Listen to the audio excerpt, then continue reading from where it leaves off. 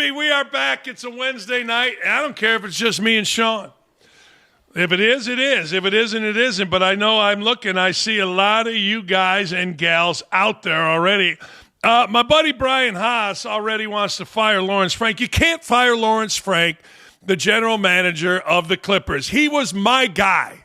He was my protege. He was the manager at Indiana. I hired his little New Jersey ass back in the day. He came, stayed with me for weeks at a time doing my basketball camp up in Northwest Indiana. He got what'd he get? He got his first job with Kevin O'Neill because of me. And frankly, he went on ESPN, forgot where he was, and started cussing. And I'm being literal here, they escorted L. Frank out of the building at ESPN. I called him. I go, L, what are you doing? He goes, this TV stuff. I forgot. I did. I forgot. So anyway, Brad Buffington, I know you're over in Tucson, Arizona. I got back from Scottsdale. Spectacular. Absolutely freaking-tacular. I see this, 24-inch Dubs. No more pennies. We have officially in this country stopped making pennies. Sean, did you know that? Did you know we stopped making pennies today? We should have stopped a long time ago. Taking up too much space in my pockets. I'm ready for the nickel to go also. Done with it. I think all coinage is probably going to go, if you want to know the truth. All right, I have a question. I have a question for reasonable people out here, including you, Sean. I've been giving this some thought. You know, Stephen A. Smith makes $20 million a year. What does he do? Like, you're going to say he does everything. I'm going to say it like this. Now, seriously, who's on this damn chat here? We got 20-some people. We got Brownie the Elf, 24-inch Dubs. Otter Creek, of course, my boy. Brian Haas is on here. We got a lot of people. I got, John M. Hello, how are you? Hey, this is John. He has not been banned. I love it. Brad Buffington's on here. All right. Out there is on here. All right, I got to ask you. I want you to think about this. So you pay $20 million to a football, basketball, baseball player, right? What do you want him to do? You want him to get hits. You want him to make tackles. You want him to throw passes, rush the ball, block, tackle. Hit a bucket, knock in a three. Stephen A. Smith does nothing. Think about it. He does his show. He appears on other shows. They tried to put him as an analyst. That didn't work. They put him on the set of freaking Countdown 4 or 5 years ago. They had to replace that at ESPN, the NBA pre- and post-game and halftime show, with Inside the NBA. He is on no college football. He cannot be, according to ESPN, he cannot be on Monday Night Football. The hell's he do?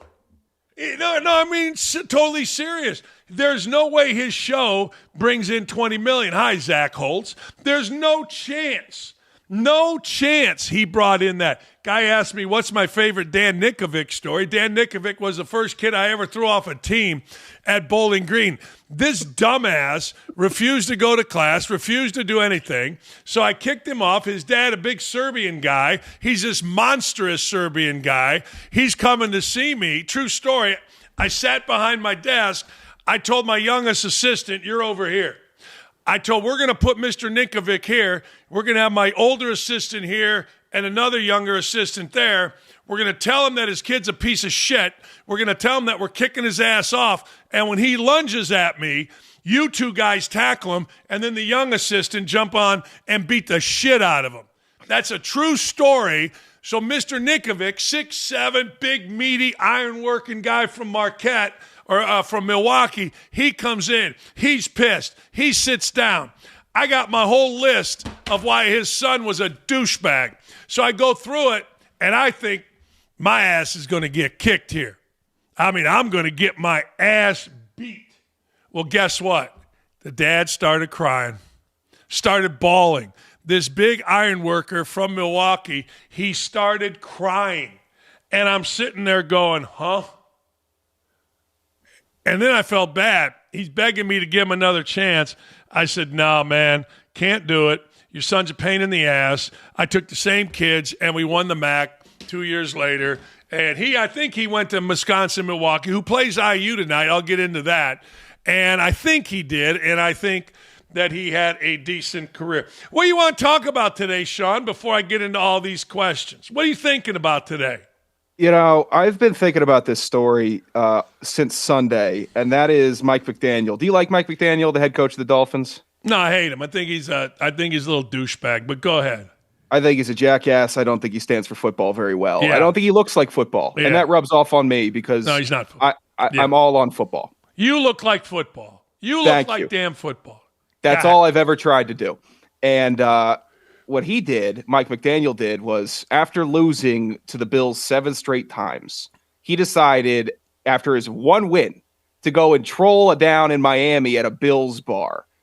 Tell me something that's a little more insecure than this guy deciding I got to take my frustrations out in my $1 million car driving by these nice folks at Elbow Room in Miami. Yeah, we don't have video of that, do we? Oh, we got it. Oh, let me see it. Show the people. Give the people what they want right here. Here he is. All right, coach!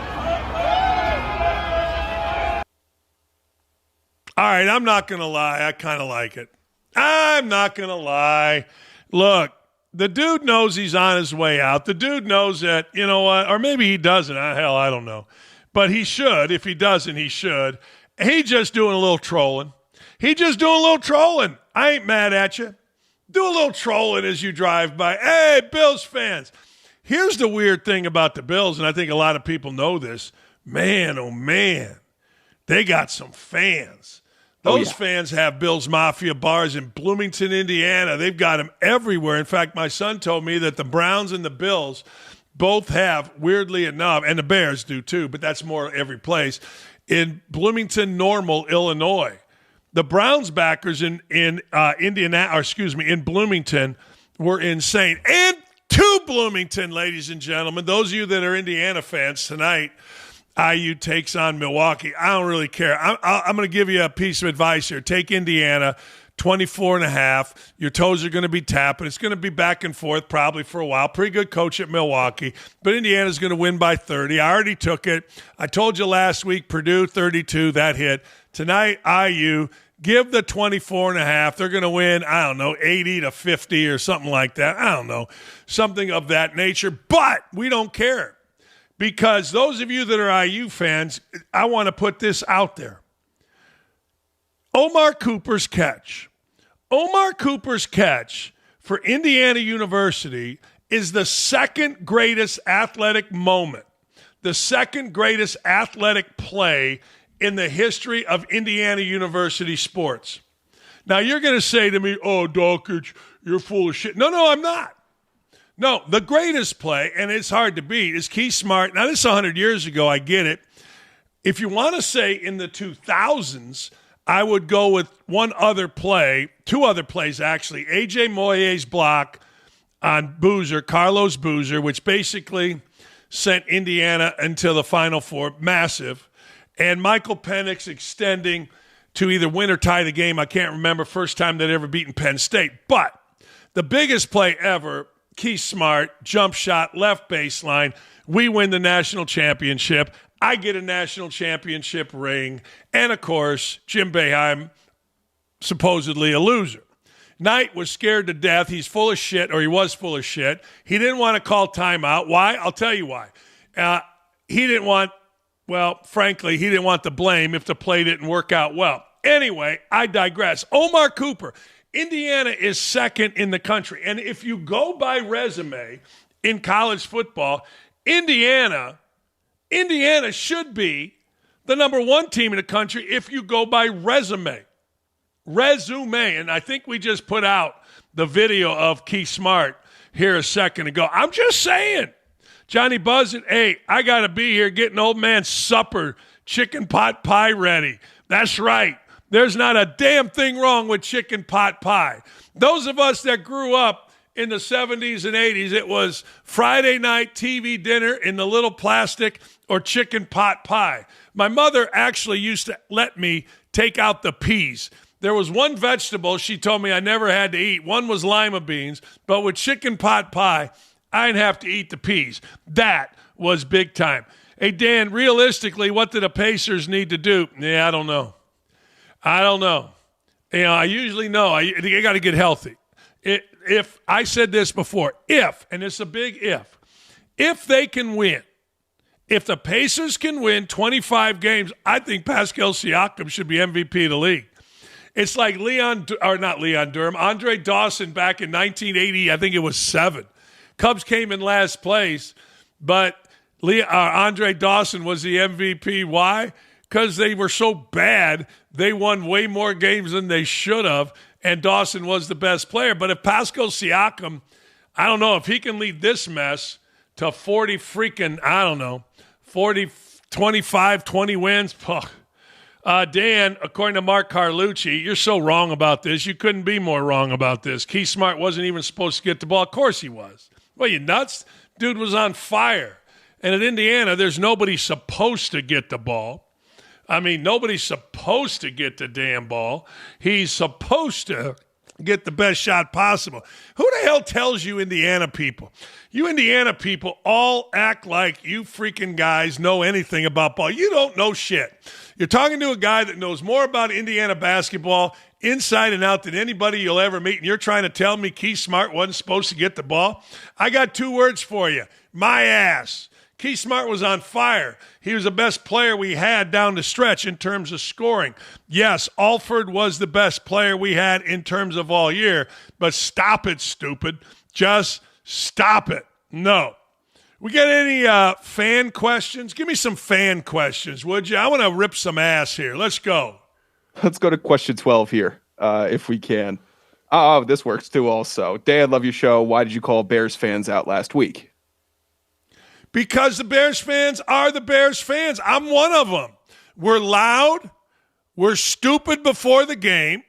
And then the second something goes wrong, we bitch, whine, and moan and go home. It's what happened at the Super Bowl. You guys bitched, whined, and moaned about Rex Grossman. Well, let me tell you something. There's been 3 quarterbacks, actually. Steve Fuller, Jim McMahon, same year, 85. And Rex Grossman, whatever year that was, that have ever led the Bears to the Super Bowl. And you all are bitching. And you know what? Every Indy guy I know and every Bears fan I know, which is probably up to 1,000 people between the two, said the same thing. Nobody was louder. Nobody was fatter. Nobody was dumber before the game than Bears fans. And all of a sudden, it's raining. Bears fans had to leave. Their team was losing. They had to leave because ultimately the fat insurance agent from Schaumburg is a pussy. Always has been, always will be. All you got to do is watch that thing that I think it's a 30 for 30 on Steve Bartman, the kid with the headphones that screwed the Cubs in 2007. Look at all the idiots. I hate Steve Bartman, man. Insurance agent, Arlington Heights. All douchebags. I'm sorry, but what I say is true. Believe me, I live it. I know it. I've been there. You are it. Next. Let's go to question 12. Stop with the hot takes. I got AJ Moye stuffing Carlos Boozer at the rim, and I got Christian Watford's 3 to be Kentucky above anything IU football. It's from Curtis Rapp. Well, Curtis, you're an idiot. First of all, let's just be honest. The block of Christian or Watford's basket, that's fine, but it was meaningless. Indiana, I don't give a damn if they're playing with me, Sean, Molly, and Davey. We should beat Kentucky at IU. Yeah, I know we were rebuilding the program. That's a shot for you children. That was a great shot, and it's the best on-court celebration ever at Assembly Hall. It's not the best game ever. The best game was 1984, Indiana coming back from 18 with about 6 minutes to go to beat Minnesota. No three-point shot clock. And, no three-point line and no shot clock. And, of course, I was the player of the game in that. But anyway, I digress. Moye's block, I already said. It's not a hot take to say that kid making that play, keeping Indiana in the top 2 in the country, was a bigger play than Watford. I get you little boys and girls at Indiana. You minx it around. Oh, what shot? Yeah, well, that team didn't even make the Elite Eight. That team got its ass handed to them by Kentucky. Look, I've said this forever. Compared to now, or the last 25 years, I'm like a star. I played on a Big Ten championship team and captained one of only 11 in the history of Indiana basketball.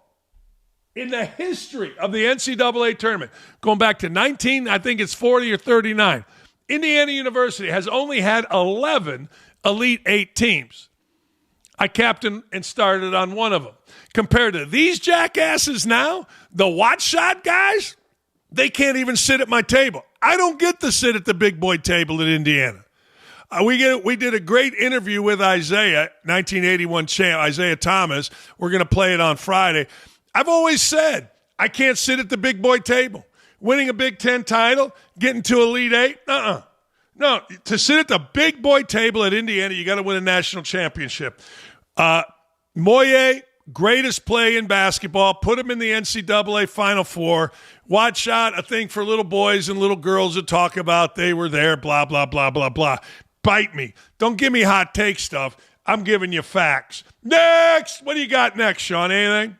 Yeah, let's hear here. I think they want your input. Coach, a lot of speculation that Brad Stevens privately was the guy Coach K wanted as his successor at 2022 in Duke, but because Mikey Krzyzewski was so involved with the program, Stevens elected to become Celtics president, CEO, rather than return to college to coach his son Brady at Duke.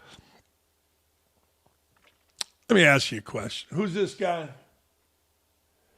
Ian. Yeah, Ian, you always send me a lot of nice Instagrams, so I'll be kind here. I got no idea. But I know this. If you're going to rank jobs, the president of the Celtics beats the living hell out of the head coach at Duke following Coach K. I don't think that's true at all. K, according to those that I know at Duke, including some of the names I'm going to mention right now, K was going to handpick a successor from among Shire, Tommy Amaker, possibly Mike Bray at one point, Chris Carrawell, and he realized that John Shire was by far the best to continue this. I don't buy that they were going to bring an outside guy. I don't buy it for even a second. Hey, Dan, do you think the Caitlin Clark injury was fishy, meaning how she never came back? They said mid-August, and they almost made it to the finals and nothing. I'm going to say it right now. I've had enough of Caitlin Clark. I'm sorry. I've had enough. I mean, look, I'll listen to you, America's sweetheart, all the happy horse shit. But if you're not playing and your team's better without you, I've had enough. Great experience going to games, little kids, little boys, little girls. They're all happy. Dads with their daughters. I would have bought season tickets if my daughter was still young enough. But I've had enough. And you know what? That other girl, Sophie Cunningham, somebody called me a misogynist for saying this, but all she does is shake her ass. Okay, she's going to get half naked, talk about herself not having boobs, shake her ass. She's hot. Okay, we get it. She just came to the Fever to get famous, and she is. She's riding the coattails. I'm just saying. Out there asking Husker basketball with Coach Hoiberg, get it done. Depends on your definition of get it done. Like, what is it? Are you ever going to win the Big Ten? Doubtful. You can beat the crap out of Indiana over the last few years. That's for damn sure. I don't know, man. I don't know. It just simply depends on what do you mean by get it done. Get to the Final Four? I mean, I don't think so, but I don't know. Maybe not. But it seems like, if you get to the Final Four at San Diego State, you get to the Final Four at Florida Atlantic, you get to the Final Four at Wichita State. Seems like you ought to be able to get to the Final Four at, I don't know, Nebraska, where they got all that green. So, again, I don't want to – I like Coach Hoiberg. I don't like the fact that he beats the dog out of Indiana every time they plays him. But, hey, Dan, have you all seen this Virginia Flying Mummies team starting up this summer? I don't know what you're talking about. And if I did something or said something derogatory, I'm sorry, but I don't know what the hell it is. Sean, do you know what that is? No clue what the Flying Mummies is or are. Right. Yeah, that it's tragic. Virginia sports is tragic, by the way. Top to bottom, I mean, you got UVA football that's kind of holding up the whole state right now. I am going to go to this. Question 2, Dan, should the NCAA put age or year limits? Rumor is NAIA transfers will have another 4 to play if they move to Division I. I'm going to tell you what I would do if I was a college coach. I'm going to tell you right now. I would sign a current NBA player. I would absolutely sign. I'm not saying LeBron. I don't know the rules of contracts.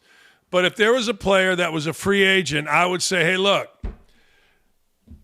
you didn't go to college. One of these guys that didn't go to college and played in the G League, Jalen somebody. I'd say, hey, man, you want to come play for us for a year? I'll get $3 million for you. You can have fun. You're in college. You already got $20 million.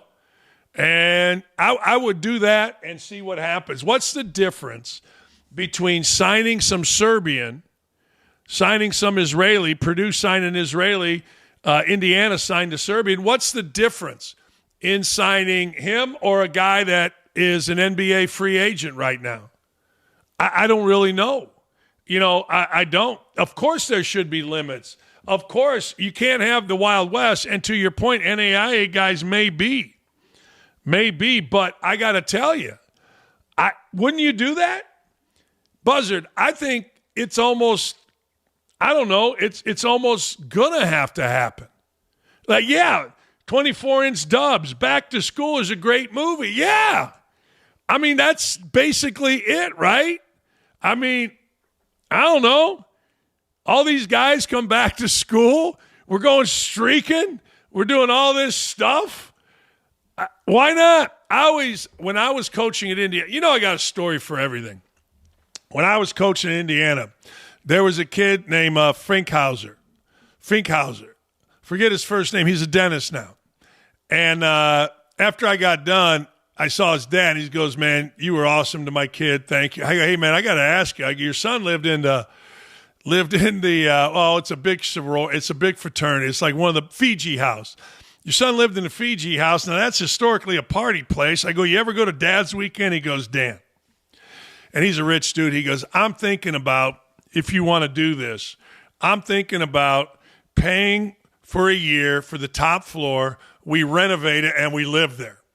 It'll be the time of our lives. He goes, I've seen some shit I never seen before. He goes, I think it's the greatest deal. So I'm all in on that. I am. I am absolutely all in on any of this. Hey, Santa Claus, Indiana, Tank Sheehan, home of the Bates brothers, home of Jay Cutler.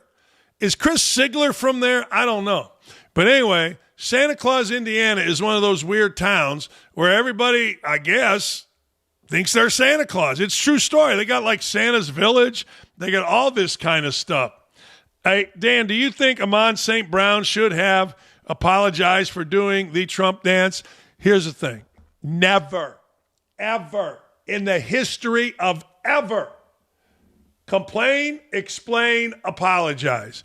Hey, look, you get caught naked in bed with another woman by your wife, all right?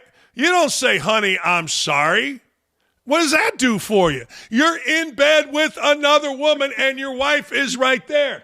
You say, honey, nothing is happening. Are you going to believe what your eyes see or are you going to believe what I'm telling you? I'm telling you, nothing is happening. You got no shot either way. So you walk out with a little bit of dignity. You walk out with a little bit of pride, a little bit of respect. But damn, I'm so sorry, honey. You're doing it.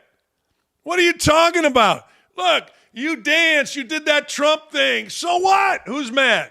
Do you really think, particularly African-American kid, you don't have to apologize for nothing. Zero. In fact, if I were your agent, I'd go the other way.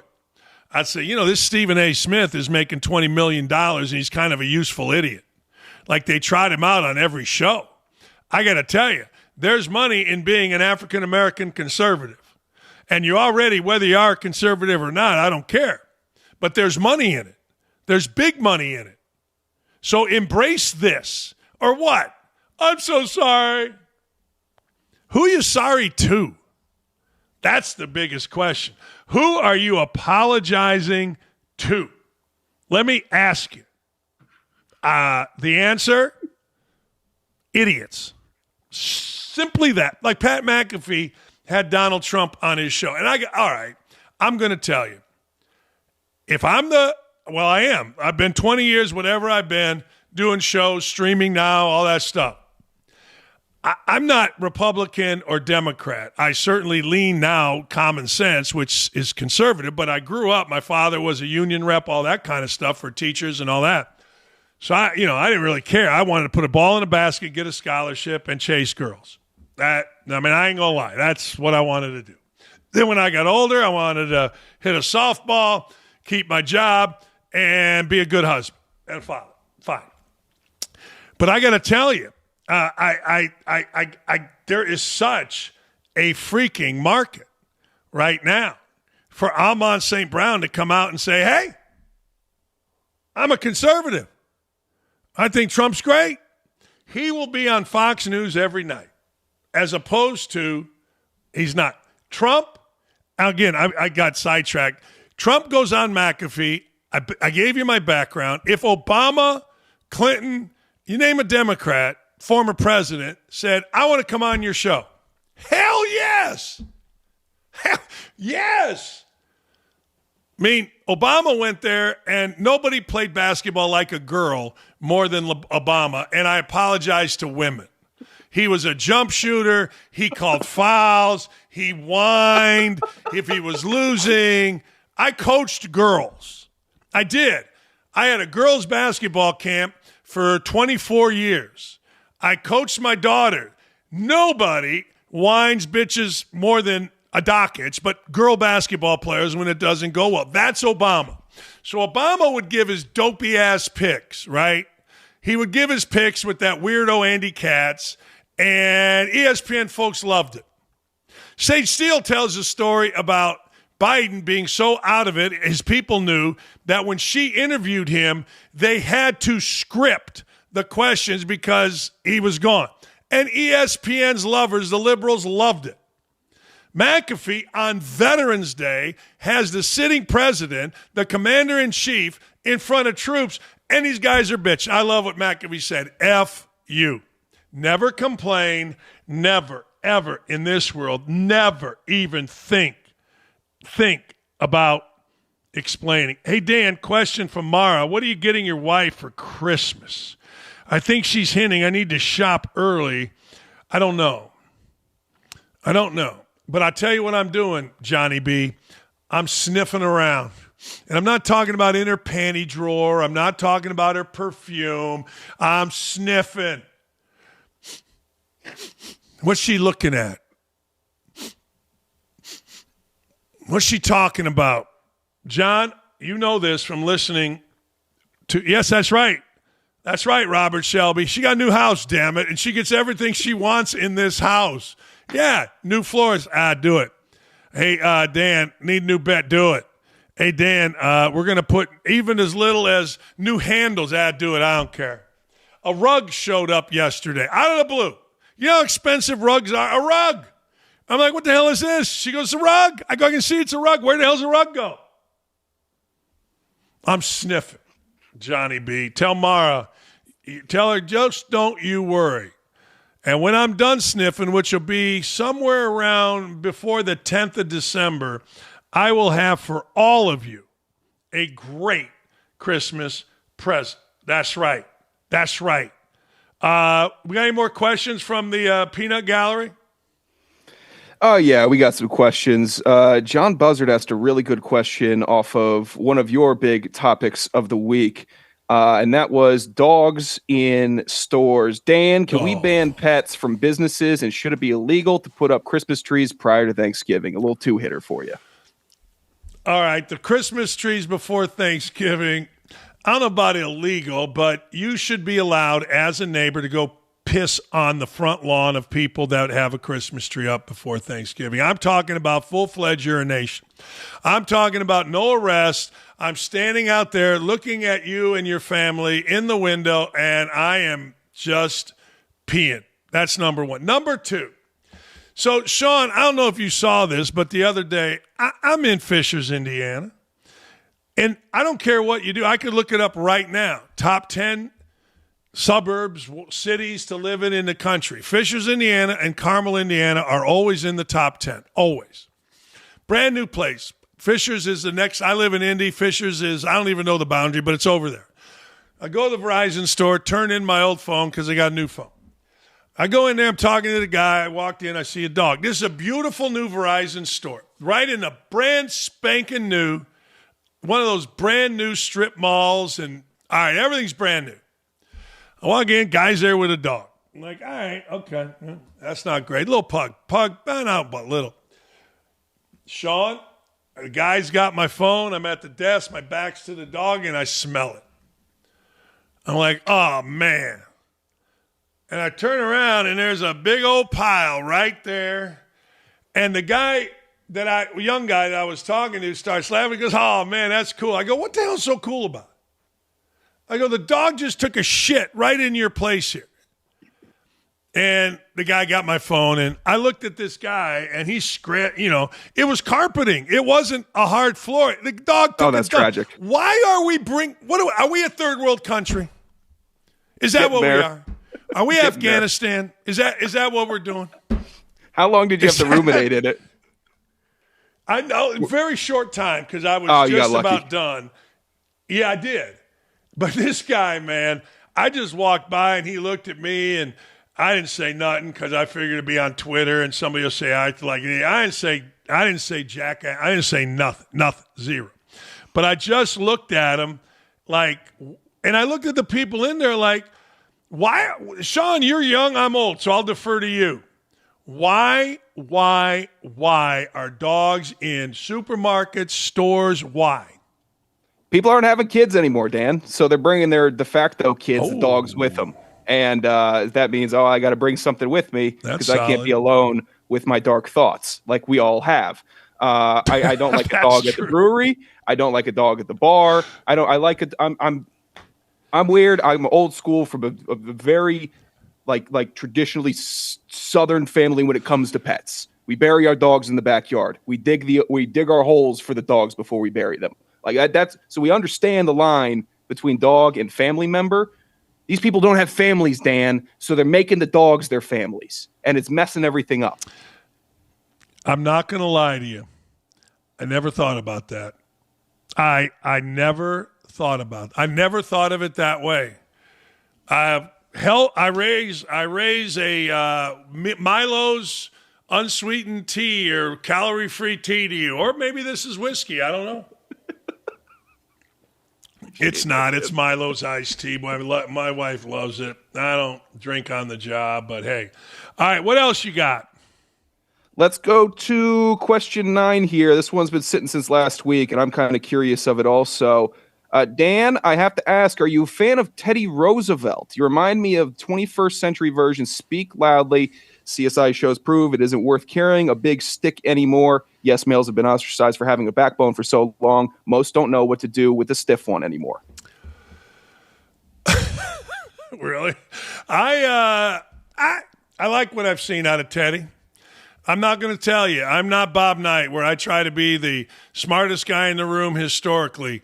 But I ain't mad at carrying a big stick. I've said forever, and I'm going to be serious for just a second. I don't know if people know this, and we just saw this with the Dallas Cowboys, but suicide rates are up 40% in the last 20, 25 years. I would look this up.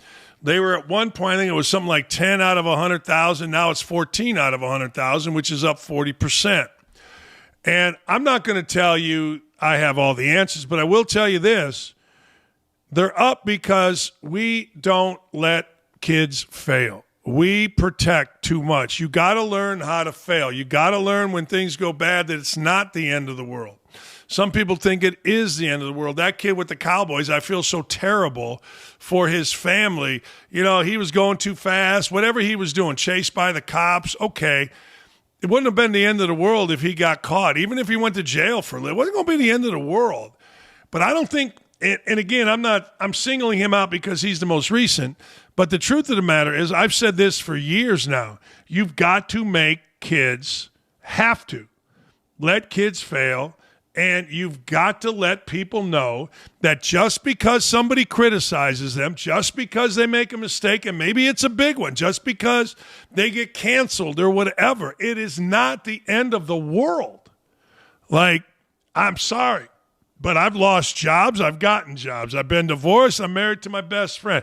You know, at the time it seems bad, but man, you got to reassure kids, and you know, adults do it too. Like, you know, maybe suicide for adults, is jumping in a bag of pills or jumping into a whiskey bottle and killing yourself that way. I get it. I do.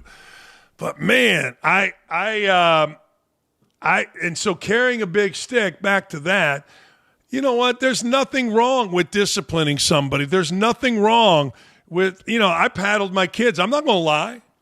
I got a greatest text from my daughter, the best one I ever got on Father's Day this year. Usually I get, Daddy, I love you, all that, you know, it's great. But this time she's like, Dad, you taught me right from wrong. You taught me discipline, and you, because of that, made me the strong, confident woman that I am today.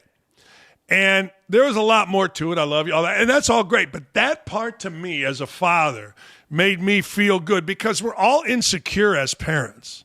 I mean, there's no manual. You hear it all the time. Hey, I didn't know what the hell to do. I didn't know jack shit to do. Nothing. They gave me a son, and I'm like, yo, get your ass to sleep, because I don't know what to do. And you learn. But you also, I mean, it ain't bad if you're a kid and your dad or mom is still alive. Let them know, because take it from me. I know my daughter loves me. I know I did a great job with her and our son, and my ex-wife did a great job. She actually did a better job. But it's nice to hear it, to reaffirm it. So it's not about being a friend. It is about being somebody that cares enough and isn't afraid enough to say, you're wrong. We're going to straighten this out, but it ain't the end of the world.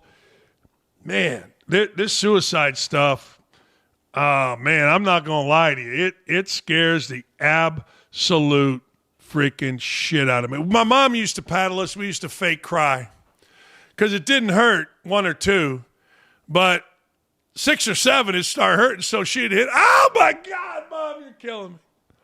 But anyway, no, that's you a ever little try bit to old layer school. up on the paddling? Oh, God, yes. Oh, yeah. My dad was a high school principal. He had a paddle made, and we tried it with him once, and he's like, all right, now we're going to go bare ass. I'm like, oh, you want to play games? Man. Yeah, that's it. You want to play games? I'll play your game. It was before F around and find out. You know what I mean? What else we got here? John Buzzard merchandise. Let's see here. I don't have kids, and I don't need a dog to take anywhere. I have respect for others. That's my farmer friend, Brad Buffington. He'll mess around, man. Buffington, Yeah, no. People are, John M., I see why you've been, John M., I do. I see why you've been banned from some other chats. I do. Yeah, I do. I'm not going to even say what you just said that paddle could beat out of him. But, yeah. What else you got for me, Sean? TM3389, good live chat question right now. Dan, if you were a college head coach again, unlimited assistant budget, who are your 3 main guys to hire? Oh, I don't know the industry. I would hire my son because I want loyalty. One thing I learned, and Calvin Sampson learned this, maybe because of me, tell you the truth, because I've talked so much shit about him. Only hire people that you really know. I thought I knew Sampson. He turned out to be a complete fraud. He thought he knew me, and I turned out to be a radio host that ain't afraid of talking about him. So there you go. I would hire 2 people for sure. One would be my son for sure. He's done a great job at Illinois State. They got a hell of a team and building it from nothing. The other would be a kid named Anthony Stacy who played for me at Bowling Green. He's back at Bowling Green. But Anthony was a guy that literally quit. He was the best player on the team before I got there. Second best. Antonio Daniels was the second pick in the draft. Stace gets there. I'm too hard on everybody. He's fat. I told him you're not going to play until you're 230. You're a fat ass, blah, blah, blah, blah, blah. He gets hurt. at the season. He's going to quit. He's going to transfer. Long story short, meet with his parents, doesn't quit. And now I'd take a bullet for him, and I think he would take one for me. And he's a hell of a coach, and I know he would be uber loyal. The next one, I'm not really sure about, but I would see if Dane Fife wanted to go back into coaching. I think that might be fun. But I don't really know. I don't know the business like I used to. And my reputation when I was a head coach, that I was insane. I think that drove some assistants off. I used to yell, scream, rant, rave, all that fun Bobby Knight stuff. So, yeah, I don't really know. But I'll say this. I do know the assistants at Purdue. Brandon Brantley, longtime assistant, used to come to my basketball camp when he was this tall, went to my high school. Paul Lusk was a really good player, was a head coach. Now he's back. He's terrific. P.J. Thompson played there. It's very important that you have the right assistants, and I think Indiana's assistants are tremendous as well. Now, that would be very important, and it would take me a long, long time to hire an assistant, the third assistant, if those two guys came. It'd take a long, long time. What else we got, big boy? Damn, we're going a long time. We need more people on this. Go ahead. Do you mind if I ask you a question, kind of topical to what I got going on here tonight? I got a first date tonight, Dan. Met this girl at a Halloween party. Pretty girl. Excited about this one. What is the best first date move, or can you give me some good first date advice for tonight?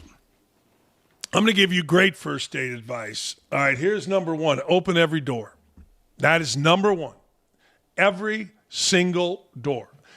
Getting her in the car, getting her out of the car, letting her in the where are you going? A nice wine bar in the East Village in New York City. Perfect. Open every door. If you're in a cab, in an Uber, whatever you're doing, open it. That's number one. Number two, you do not drink brown liquor. Don't do it. Brown liquor makes guys stupid. Don't do it. That if you want to drink vodka, fine. Wine, fine. No, that's what Bill Polian told Pat McAfee after he got arrested. Look, you like to drink? Great. No brown liquor. All right, we'll put that aside, okay? Here's the number one thing. Number one, listen. Don't talk so much. Make the entire date about her. You're interested in her. She wants to ask you a question. She wants to know about you. You give a real answer, not some bullshit about my boys or any of that nonsense. You give a real answer, but you make it short. Short.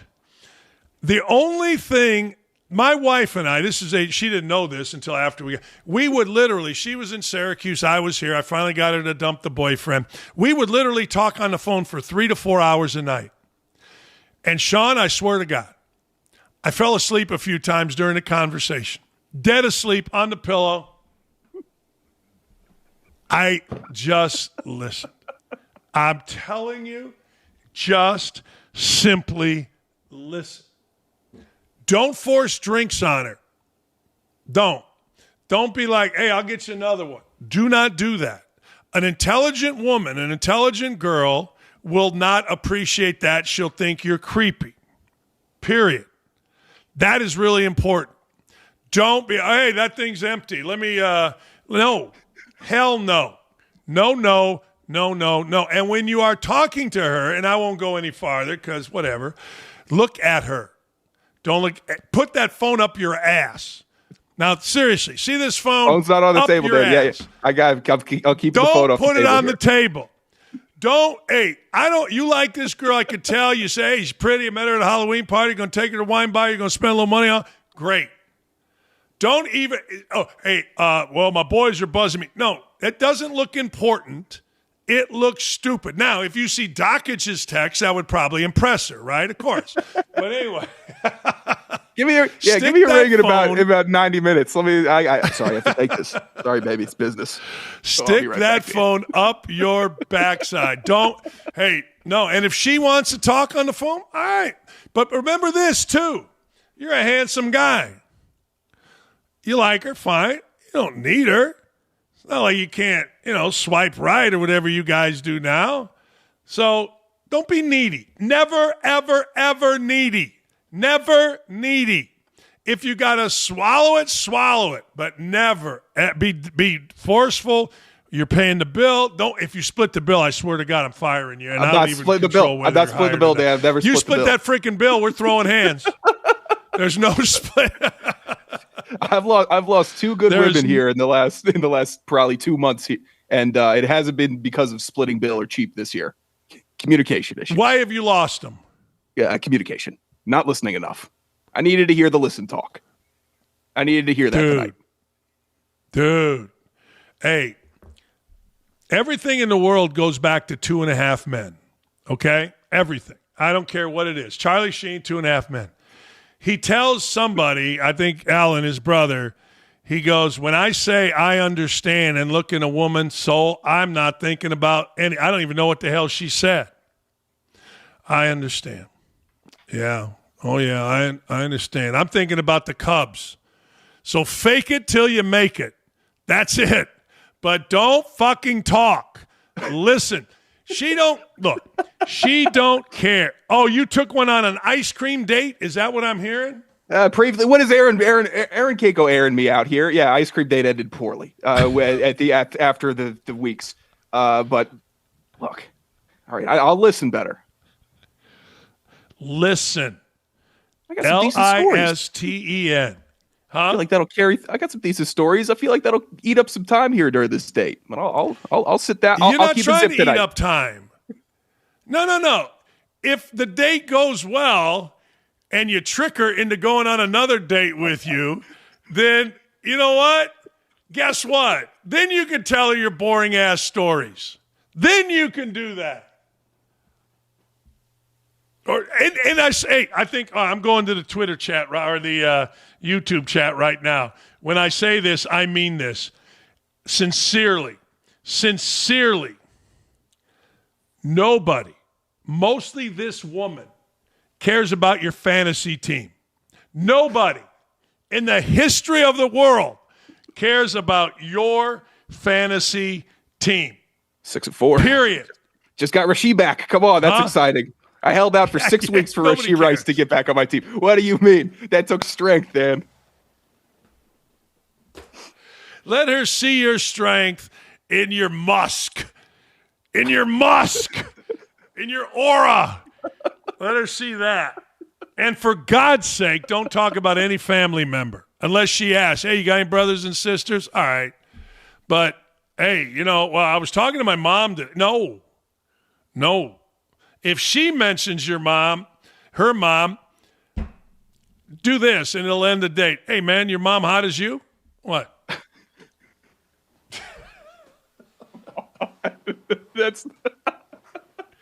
Hold on. While we got you, let's see the clips of you playing basketball. Let's see if you hey, people on the chat, 71 of you.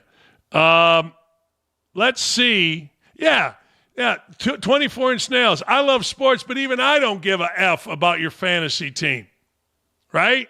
Hey, please go to bed with me. My fantasy team is 6-4. There is not a guy alive, not one guy ever. Aaron, you'll agree with this. Not one guy ever got laid talking about his fantasy draft, talking about his fantasy team, talking about anything unless the girl happens to be in your same fantasy league. Not one guy's ever gotten laid. Hey, will you come over and take off all your clothes? I've got an unbelievable waiver wire pickup. Oh, my God. I'm taking off my top right now. Baby, if we win the championship, then I can take you to get you a nice steak or something. This is why we need a dual investment. If you're eyeing the waivers and I'm making trades, then guess what? Maybe we're getting a vacation. We should put Molly on here. Molly's probably nodding her head at everything I'm saying. She's got to be grossed out by this, the premise. I mean, like, hey, baby, how are you? Oh, I'm good. Hey, let me tell you about how disciplined I was with that wide receiver that ran over people, Rice? You won't believe how disciplined I was. Let me tell you. Well, nobody cares. All right, let's see the clip of you playing basketball. Got a little mic and drill here to warm up. We're doing the mic-in drill. Yeah, a little mic-in. I'm not Wow. grabbing it from the top, though. I haven't done mic-in in forever. So I'm just all trying right. to get it moving. That's all right. Well, I can tell right now you got good hands and a good touch. You can't jump where there's shit. There's no pop there. All Never right, been we're going able in the to. post. Oh, that's horrible. Oh, what was that?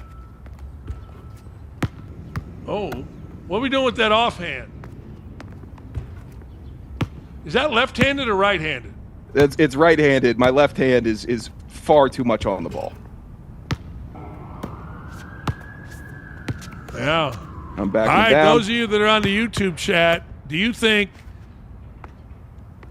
Oh, we're up and under it. What are we doing? Yeah. Oh my God! I'm going into contact. We're doing the whole Austin. We're doing the Austin Crocier post series we used to do at Bowling Green. Wow, guys on the YouTube chat, do you think he could score against you? Let's see. they're That not jump stopping shot it. is broke. Seen better shots at a shooting range. That's from Rick's Bevo 2 and then Drew. Look at this, through the Tank legs. Sheehan No one's says- getting it. Let me see. Nice hook. Oh, the hook. He's a hooker. Remember this. As a hooker, you got to sell that thing. You got to sell it. You got to go left. You got to go right. My friend Johnny Miz says, Double D, there's no way he can score on me. Drew says, no way. 24-inch nails, no way. WNBA doesn't have to worry. He is not coming into the league. I like it, though. I like it. Look, I'm a All junk right, man. here we got to get in a little better shape. A little bit. All right. Body comp's not great on the court here. We got a little better shape. Get a you know what I've done? I've decided I don't like lifting weights, so I carry this is true story. I have a kettlebell with me at all times. And I do kettlebell workouts literally all day. Like I've done some here. No, I haven't. I just lied to you. But I have a kettlebell. I carry it around. I took it to the gym today. I did my treadmill stuff, put a kettlebell up. I mean, just get a kettlebell. You'll get ripped. It'll take you 10 days. Me, 10 years. So there you go. I'll get on that. Damn, we've Hopefully been going an hour. I thank everybody that joined us today. We appreciate you. And Calvin Fitch, son of a bitch, I got caught up cooking dinner and forgot. Hello to all the misfits and the head misfits, double dizzle. What up, Calvin Fitch? Hey, thanks for joining. We'll be back at it next Wednesday. Peace out. Go IU.